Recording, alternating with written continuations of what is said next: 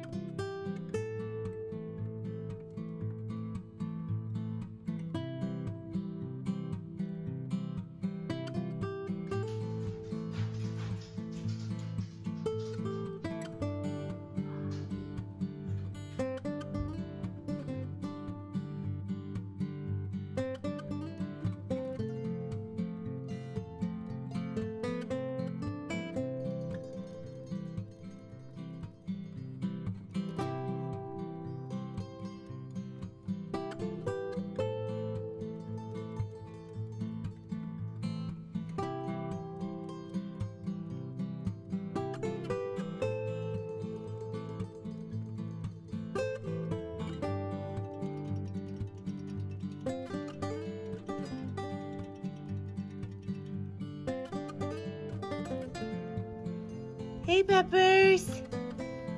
Hey, girlfriend. You snuggled up? Huh? You like it under there?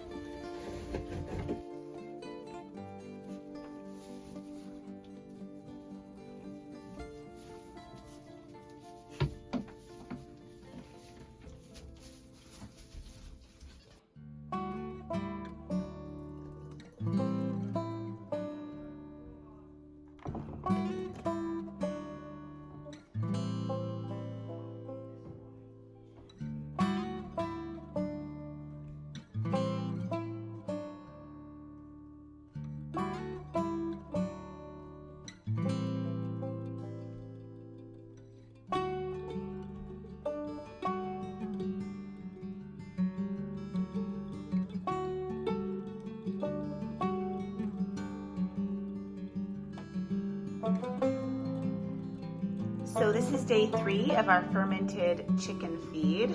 It is doing exactly what it's supposed to do. I've been stirring it 3 times a day.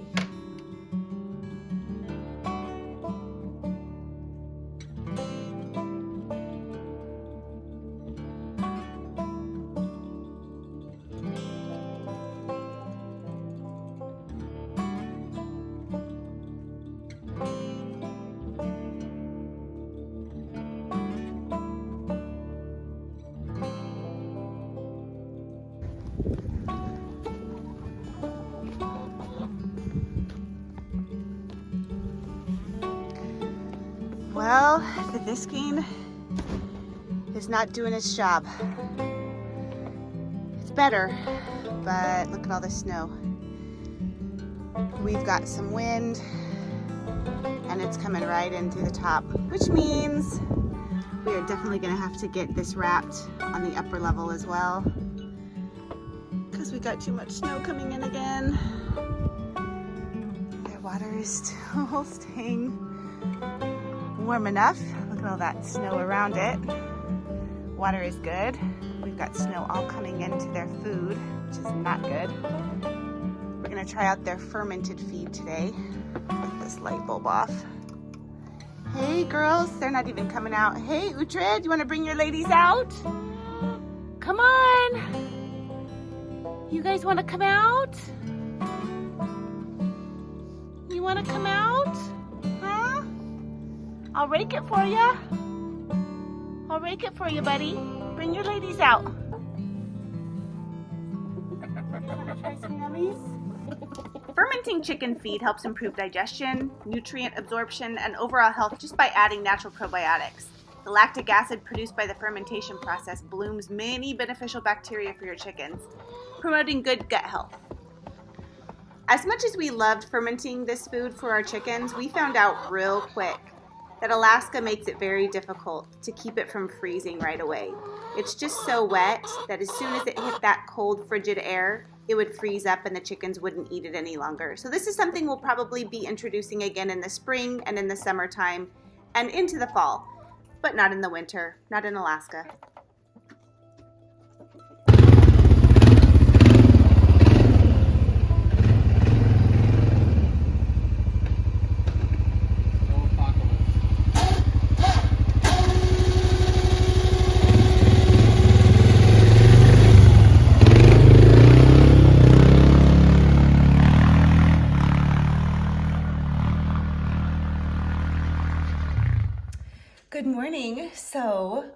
We have finally gotten the snow to slow down to where we could get some pathways trudged into all of the snow. So I'm gonna show you guys what we've got to do to get around the yard. It's pretty crazy.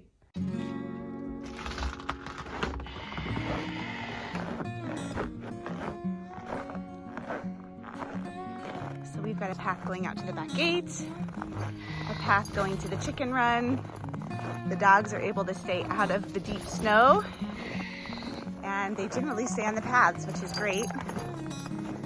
So we've got a path going to this barn and a path going all the way down to the goat barns and then to the hay barn. So it allows us to get through pretty well. And once we have to bring another pallet of hay to the barn, we will have easy access. So this is sort of what we have to keep up with on a fairly day-to-day basis as it snows more and more, so that we can just get around.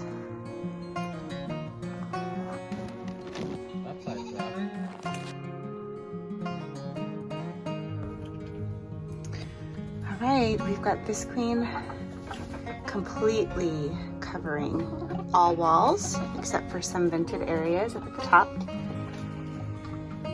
in preparation for the snow to come tomorrow and basically be every day for probably weeks now. So we've got this all cleared out, and we're gonna refill their food, and hopefully the snow will stay out of here. So tomorrow is the big test, which you can see all the way around. They are protected. So we're gonna give it a go. See how this works.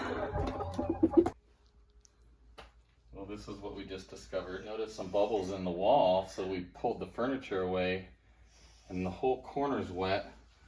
I'm not sure why it's wet, but in the drywall itself is just loaded with black mold.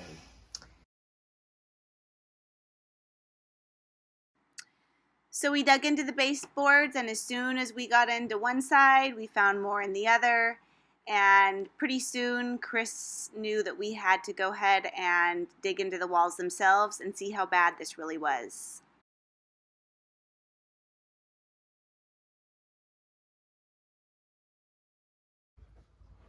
All right, so here is what we've uncovered.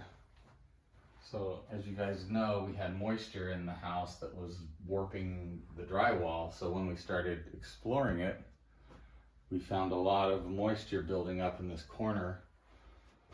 And so there's two things it might be. We have that copper line around the bottom, which if it was still leaking, we would see it. I still have to clean up in there a little bit more to figure that out, but I don't think there's any slow leaks, but there could be. But it's more highly likely that it's seeping in from the outside. We had a really rainy summer, and so the ground is so saturated, it could be sucking it in from the outside, which is condensing inside the wall here. So here's how we have to explore into it a little bit. So we've got it exposed, and from what I can tell, there's no leaky line anywhere, but you can see how the corner of the wall here is saturated.